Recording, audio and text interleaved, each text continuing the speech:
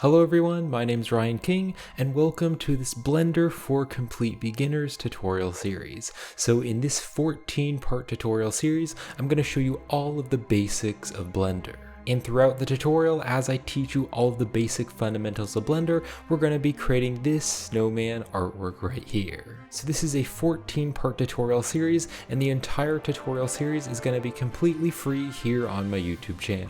So in this part, in part 1, I'm going to be going over the basic user interface of Blender. I'm also going to be going over some basic shortcut keys and navigation and moving around the 3D view, and I'll show you how to add objects and transform objects.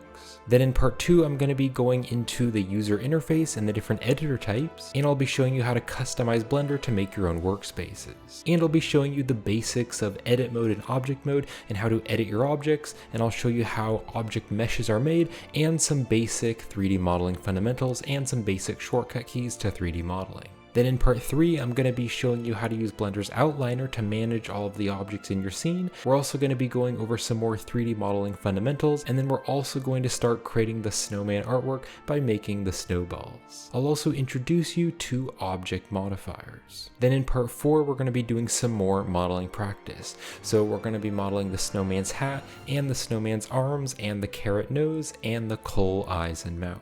Then in part 5, we're going to be doing some more advanced modeling by modeling the buttons on the snowman and the little threads which go through the buttons. Then in part 6, I'm going to introduce you to cloth physics in Blender, and we're going to be using cloth physics to make the scarf fall on the snowman, and then we'll be just finishing up the scarf model. Then in part 7, I'm going to show you the basics of materials and shaders. So I'll show you the basics of materials and the material properties, and I'll be showing you the shader nodes, and we'll be adding a few basic materials to the objects. Then in part 8, I'm going to show you how to do UV unwrapping. And so I'm going to show you the basic fundamentals of UV unwrapping, and we're going to be UV unwrapping some of the objects. Then in part 9, I'm going to show you how to add textures in Blender. So I'll show you some great places online where you can download free high quality textures, and I'll show you what each of the texture maps do, and I'll show you how to properly add the texture maps into the materials.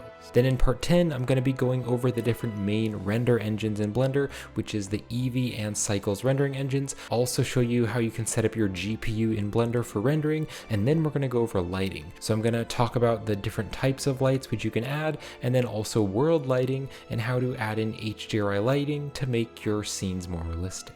Then in part 11, we're going to be finishing the materials, and we're going to be going into a little bit more advanced materials by creating a few procedural materials. So we'll be using Blender's procedural shader nodes to create a basic procedural snow material and a procedural carrot material. Then in part 12, I'm going to show you how to use Blender's particle systems, and after I show you the basics of the particle systems, I'll also show you how to use the hair part of the particle systems, and we'll be making that scarf on the snowman a bit fuzzy by adding some hair particles to the scarf. Then in part 13, I'll show you how to add a camera, and I'll show you how to move the camera around, and I'll show you some camera settings. And then I'll show you how to add a depth of field, and we'll be also doing a few things to set up the scene, like adding a scene backdrop. Then in part 14, I will show you some render settings and how to render your image, and then we'll also be going over compositing. So I'll show you how to use Blender's compositor and add some different compositing effects to your final image, and I'll show you how to save your final artwork to an image.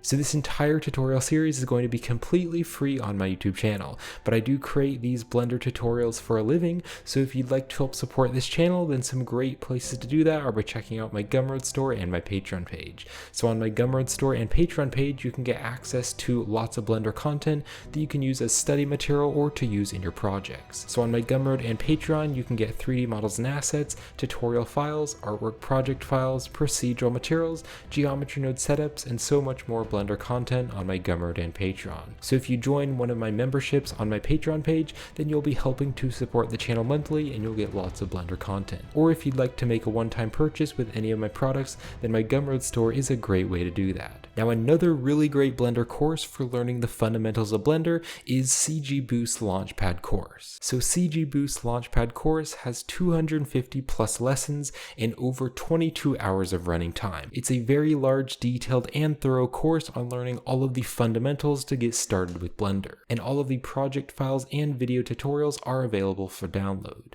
Or you can also follow along with the course on the website. So the course covers the basic workflows, tools, and features of Blender, and there will also be different exercises which you can follow along, and throughout the course you'll also learn how to create this really cool stylized flying car animation. And so through creating that animation, you're going to learn basic modeling, you'll learn how to add materials, you'll learn how to do lighting and animation and rendering out your final animation. So I can highly recommend this Launchpad course for beginner Blender users. So if you'd like to purchase the course, then you can check it out with my affiliate link in the description. And if you purchase the course through my affiliate link, then I'll earn a small commission, but with no extra cost to you. So now let's get started with the first part of this tutorial series. Alright, so here we are in a fresh new scene in Blender. Now during the entire tutorial series, I will be telling you the shortcut keys that I'm pressing. However, right down here in the corner in this gray box, there will be my screencast keys so you can see what buttons I'm pressing. Now, real quick before we actually do anything in Blender,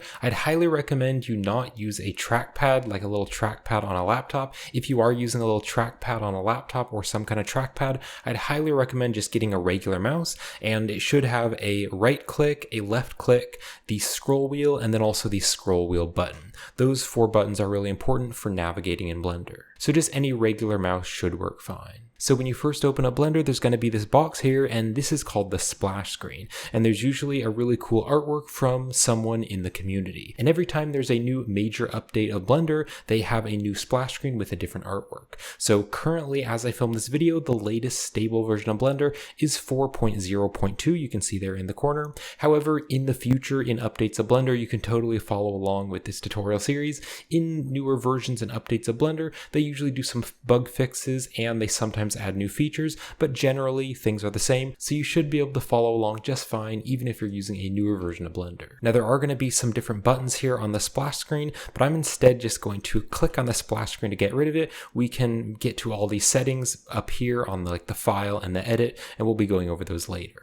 Now before we actually do anything in this 3D viewport, I want to change the size of Blender, so I want to change the size of the user interface and the buttons just because they are a little small, especially because I have a large monitor, and it'll also be easier for you to see on YouTube. So what I'm going to do is click here on Edit, and we're going to go to Preferences. So this is going to open up a new window here. We can just drag this over here, and this is going to be Blender's user preferences. Now there's lots of different settings. You can change different themes. You can change different shortcuts. Most of the time, you really don't have to change anything in the user preferences, and you can learn more about things as you get more into Blender. But what I'm going to do is go here to Interface, and you can see under Display, there is a resolution scale. So I'm just going to turn this up a bit because I want the resolution scale to be a bit bigger so it's easier to see everything. It's actually easier for me to see everything, and it's easier for you to see on YouTube. And personally, I like a value of 1.3. I think that is a pretty good size. And then one more thing that I like to change is right here on this line width.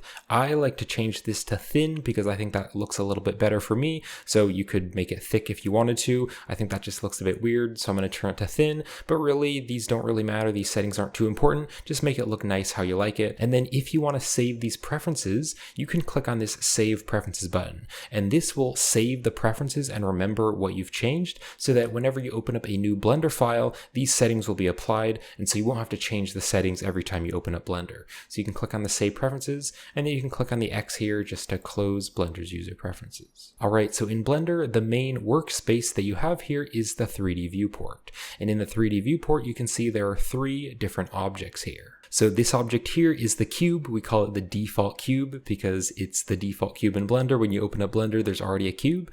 Then this over here, this is the camera. And so wherever the camera is, that's where it'll actually render. Because when you actually render out an image, once you've created an artwork, you need some kind of angle for the scene to actually render from. So wherever the camera is, that's what it'll render. And then also on default, Blender comes with this lamp here. And so this is actually going to light the scene. Because if you don't have any lights in your scene, when it renders, everything's just going to be very dark. And so Blender does have this little default lamp here. Now, to orbit or rotate around the 3D scene, you're going to click and hold down the middle mouse wheel. So I can click and hold it down. I can move around here, just move my mouse. So I can kind of look at the bottom of the cube or the top, and then just let go of the middle mouse wheel to place that movement. So clicking down the middle mouse wheel and moving around is helpful, but what if I want to kind of move my view over to this side to kind of look at the camera or move over here? Well, to do that, you're going to do the same thing by clicking down the middle mouse wheel, but you're going to hold down the Shift key as you do that. So hold down the Shift key, then click and drag with the middle mouse button, and this is called panning. So I can pan around, so I can move over here, look at the camera, and then I can just hold down the middle mouse wheel and look around, and you can see now our center of rotation is kind of over here because we've panned over. I can do that again, so hold down the Shift key and click and drag with your middle mouse wheel to move that around, and then I can just click with my middle mouse wheel again to orbit around this view. Now to zoom in and out, you're just going to use your scroll wheel. So just scroll in or scroll out, and that'll zoom you in or zoom you back. So let's just move over here to the camera. So I'll hold down the Shift key and then click with my middle mouse wheel and drag over and then let go. And then I can just scroll with my scroll wheel to zoom in. And then I can just click with my middle mouse wheel and move over here, and there's the camera. So let's go back over to the cube. So I will middle click and let's move over here so I can actually see the cube. Then I will hold down the Shift key and I will middle click and drag over here. And then I can kind of zoom in here and we can kind of zoom into the cube. And another way to zoom in and out is to hold down the Control key and then you can click with your middle mouse wheel and drag. So if for some reason you don't want to scroll a lot, you can hold down the Control key and then just click with the middle mouse wheel and drag back and forth. Now you can see as I'm zooming in, we can't really zoom into the cube all the way, and that is because our rotation point is kind of right here. It's kind of in some invisible spot here in the 3D view, just kind of right there. But what if I want to change my rotation point back to the cube? Well, why this happened is because we were panning by Shift middle clicking. So to move our rotation point back to the cube, you can hold down the Alt key and then you can middle click on the cube. You can see now it's going to change our rotation point back here. So just hold down the Alt key and then middle click where you want the rotation to change to. The other way to do this is to press the period key on your number pad. And if for some reason your keyboard doesn't have a number pad, I will be talking about that later, but if you do have a number pad, you can press the period key, and the period key will center the rotation point to whatever object you have selected. Now another way to change the orientation point is to press Shift B. So if I press Shift B, that is going to bring up a box, and I can click and drag and make a box of where I want to look at, and then I can let go, and that is going to zoom me into where the box was. So now to select different objects in your scene, you can just left click to select on the object. And how you know the object is selected is because it kind of has that yellowish outline, and you can see right up here it's actually going to have names for them. So you can see here it says camera. If I click on this, now it says light, and if I click right over here, you can see now it says cube. Now another way to select stuff is to use the box select, and to do that you're just going to left click and drag and then let go, and you can see that if you just left click and drag anywhere, it's going to just select whatever is in the box. Another way to do this is to hit the B key. So if you hit the B key, that will add this little crosshair here, and you can click and drag and make a box, and then you can let go and anything in the box will be selected. Now, if you want to select multiple objects at the same time, you can hold down the Shift key. So hold down the Shift key, I'll click here to select the camera, and continue to hold down the Shift key and left click again, and now you can see all three of these objects are selected. Now, if you have many objects in your scene and you want to select all of the objects at once, the way to do that is to press the A key. So if I just click here to select the cube, now if I press the A key, you can see it's going to select all three of those objects. Now to deselect all the objects, you can double tap the A key. So tap the A key once, it'll select all the objects in the scene, double tap the A key, and then everything will be deselected. And that's going to be a really useful shortcut when you're using Blender. Now, as I mentioned earlier, this camera is what is actually going to render. So when you actually render a scene and render an artwork, the camera is where the view is going to be. So if you want to see what the camera can see, you can actually go inside the camera view. So you're basically hopping in and looking through the camera and seeing what the camera can see. So to go into the camera's perspective to actually see what the camera sees, you can press the 0 on the numpad. 0 on the numpad, and it'll go here into the camera's view. Now, if for some reason your keyboard doesn't have a numpad, then I would definitely recommend actually purchasing a keyboard which does have a numpad if you're really thinking about getting seriously into Blender. However, if you're just trying Blender out and and you don't have a numpad, that's okay. You can use Blender without a numpad. So if you don't have a number pad, an easy way to jump into the camera is by clicking on this little button right here. So this little thing here, this is called the Gizmo, and I'll be talking about this later in the video, but if you just click on this button right here, that is going to go into the camera, and then I can click here again, and that'll go out of the camera. So that's an easy way to go in and out of the camera. So in the camera view, there's going to be this rectangle here, and this is actually going to be what the camera is going to render. And then this gray part over here, this is kind of grayed out just to kind of show you that it's not going to actually render that. Now, as I mentioned, if you don't have a number pad on your keyboard,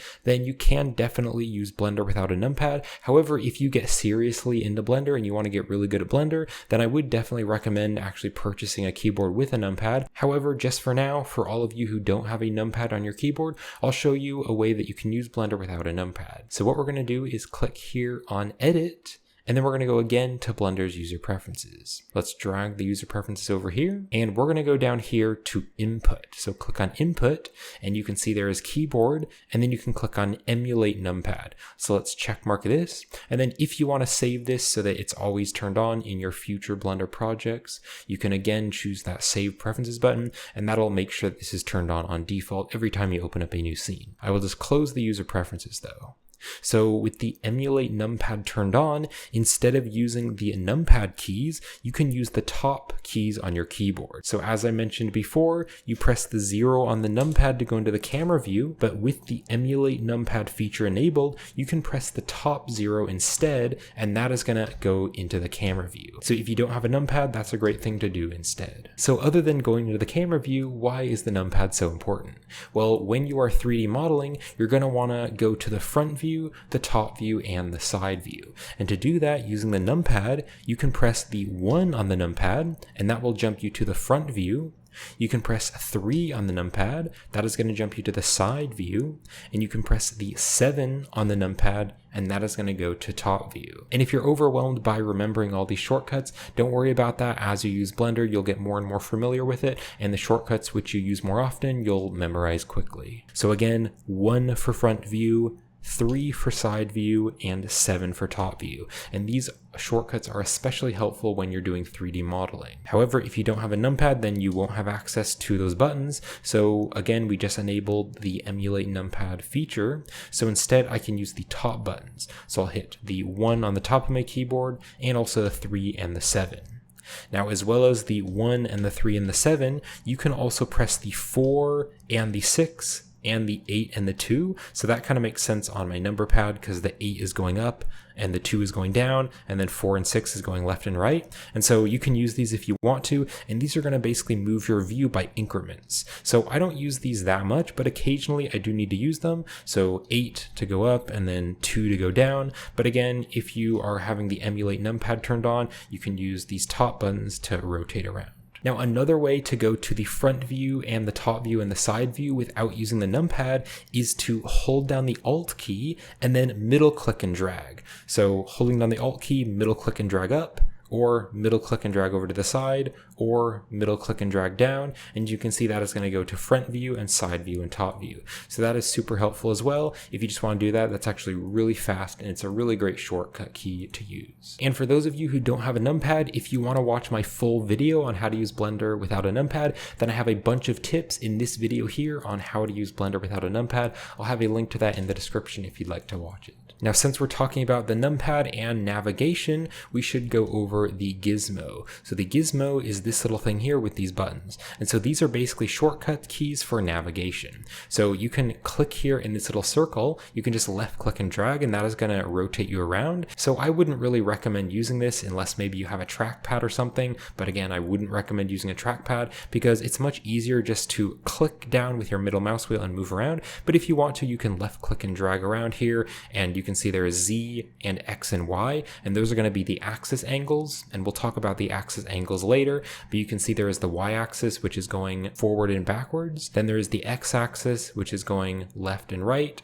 And then the Z axis, you can't see it here, but the Z axis will go up and down. And so I can drag this around if I want to change my view. Now also, another way to get to the front view, the side view, and the top view is by clicking on the letters. So I can hit X, I can click on Y, or I can click on Z, and it's going to navigate me to that angle. Now the buttons down here are more shortcuts. And again, I would recommend just learning the shortcuts right off the bat because you're going to be using these shortcuts a lot, and once you learn the shortcuts, you'll be able to navigate much faster.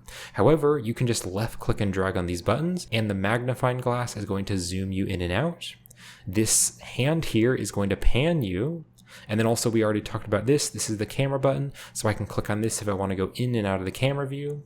And then this button right here, this is going to change the perspective. Now the perspective settings have two different modes. There is perspective view and there is orthographic view. And you can see right up here, it'll actually tell you user orthographic. Or if I click on it again, you can see it says user perspective. So when you're moving around in the scene, most of the time you're going to want to stay in the perspective view, because if I zoom here into the cube, you can clearly see that this is closer, this side of the cube, and then this part of the cube is farther away. And so it actually has 3D perspective. However, sometimes when you're doing very precise modeling, you might want to switch to the orthographic view. So if you hit the 5 on the numpad, or if you have the emulate numpad enabled, you can hit the 5 on your keyboard, but hit the 5 on the numpad, that is going to take you in between the orthographic and perspective. Or you can also again just click on this button here. So with orthographic view, you can see everything looks very flat. So if I zoom into the cube, it's kind of hard to tell how the depth of the cube is because, you can kind of tell that this is the back of the cube and this is the front of the cube, but it looks very flat. And so this is going to be used for more precise modeling. So I don't want to get into it too much in this part because this is a little bit more advanced when you're doing more complex modeling, but that is going to be very helpful when you're doing more complex modeling to use the orthographic view so that everything looks more flat and there isn't quite as much perspective. Alright, so let's now go over how to add objects. So as I talked about, Blender has 3 default objects, the cube, the light, and the camera. But to add new objects, you can click right up here on add, and there's going to be this menu here with lots of different things to add. Now the shortcut key is Shift A. So if you press Shift A, then the add menu will come up wherever your mouse is, and I would recommend just learning the shortcut key because it's going to be much faster. Using shortcut keys will really speed up your workflow. However, if you can't remember the shortcut or if it's a little bit overwhelming, you can just click here on add, and then this will show you everything that you can add in the scene. Now, I know there's a lot of stuff here, but the main things which you're going to be adding are the meshes, and then also the lights, and then also the cameras. So what I'm going to do, just to show you, is I'm actually going to delete everything. So as I mentioned earlier, if you press the A key, that is going to select all the objects. Now to delete objects or to delete anything which you have selected in Blender, there's 2 ways to do this. You can hit the delete key and that'll just delete everything, or you can instead hit the X key. Now when you hit the X key, it's going to want to confirm that you actually want to delete it. So it will ask you if you're going to delete it. And so then you can just click on delete to actually delete that.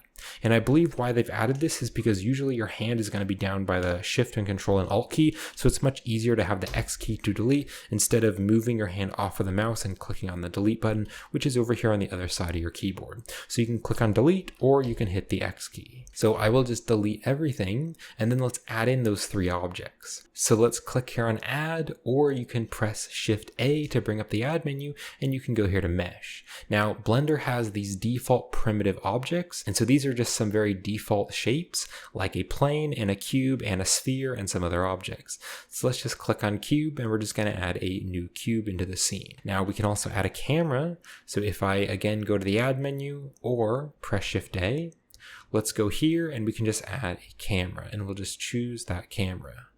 Now, you can't actually see the camera, and that is because the camera has been added right here in the very center of the scene, and so the camera is actually inside the cube. So to move the camera, you can hit the G key. So hit G, and G stands for grab. So whatever object you have selected, when you press G, it is going to follow your mouse, and then you can left click to place it. And we'll be going over transforming the objects later, but I'm just going to move the camera over here.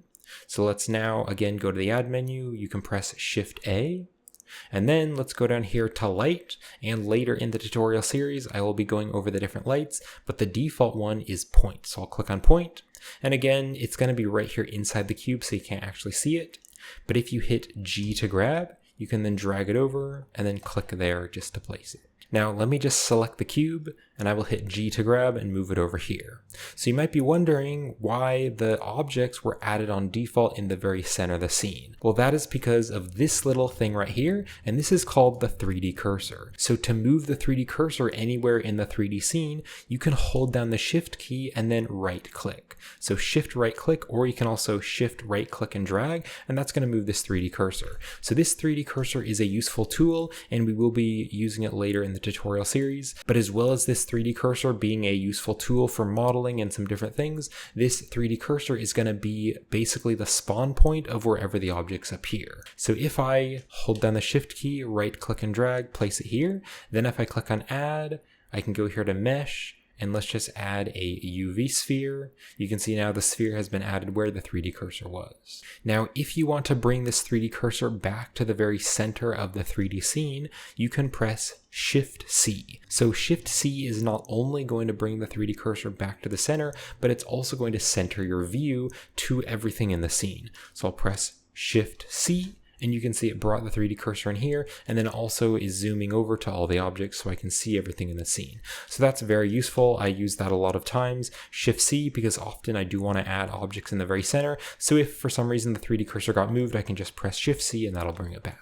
Now you may have noticed if you right click, that is going to bring up what is called the object context menu. And the object context menu is very useful because it will have some very common shortcuts. So there's the shade smooth and shade flat, and I'll be going over this later, but this is going to basically smooth the meshes. And then there's also copying objects and pasting objects, and there's also deleting objects. And so the object context menu is very useful. So again, just right click to bring up the object context menu. And there's many useful common settings which you'll be using when you're creating 3D art.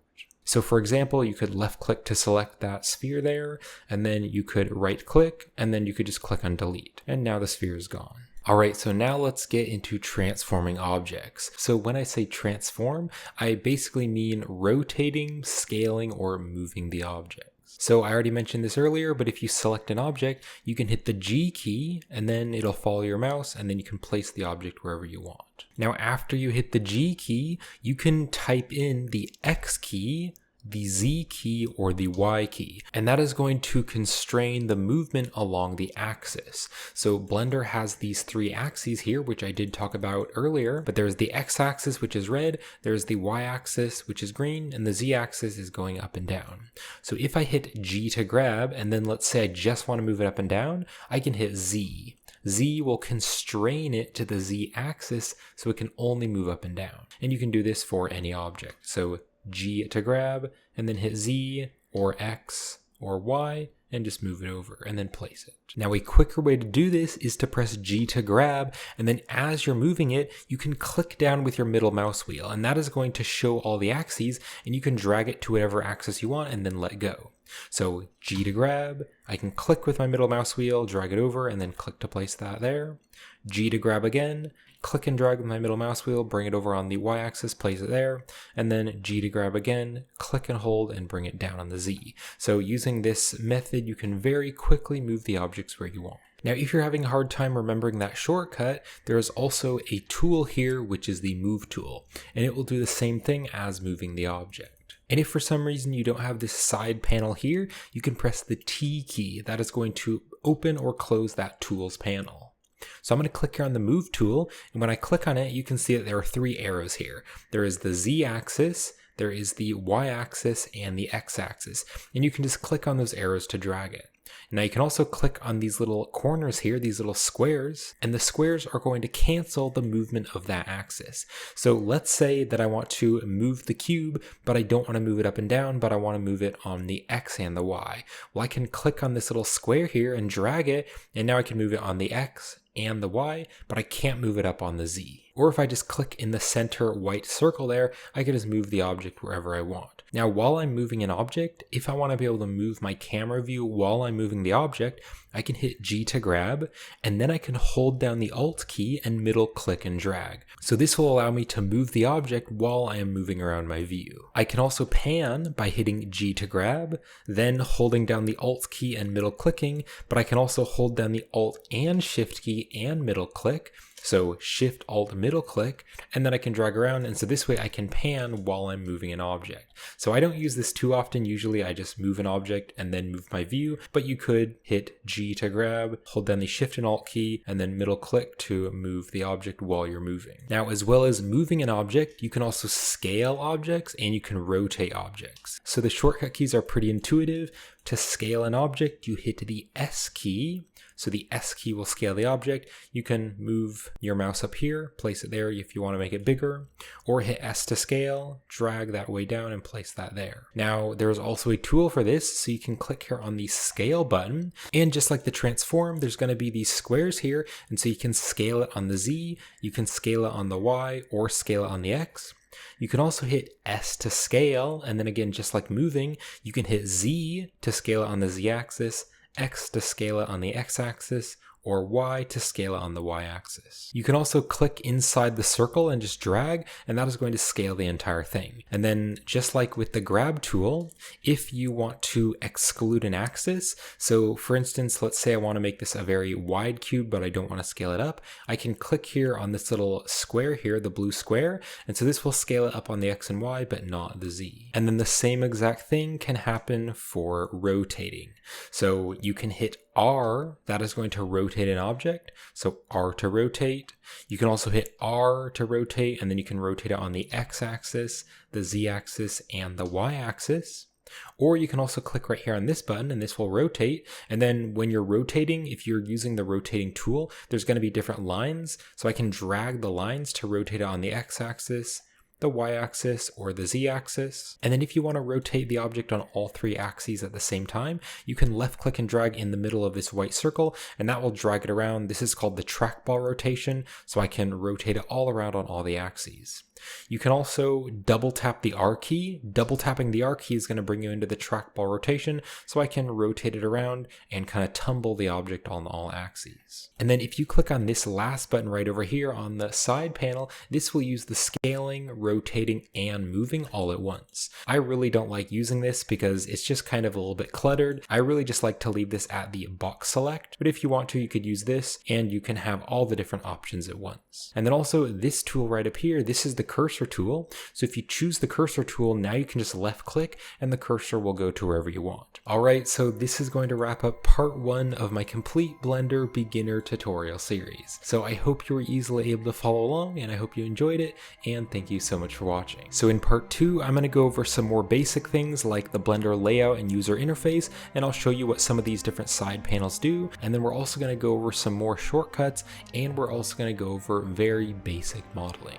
So when the next part is released, it's going to be right up there on the end screen, and I'll have the link to part 2 in the video description. And if you're enjoying this video and you'd like to help support me and this channel, some great ways to do that are by checking out my Gumroad store and Patreon page, where you can get lots of Blender content like 3D models and assets, tutorial files, artwork project files, procedural materials, geometry node modifier setups, and so much more Blender content which you can use for study material or to use in your Blender artworks and projects. And I really do appreciate all of your support. It really helps me to keep on making these free tutorials. But I hope you enjoyed this, thank you for watching, and I'll see you in part 2.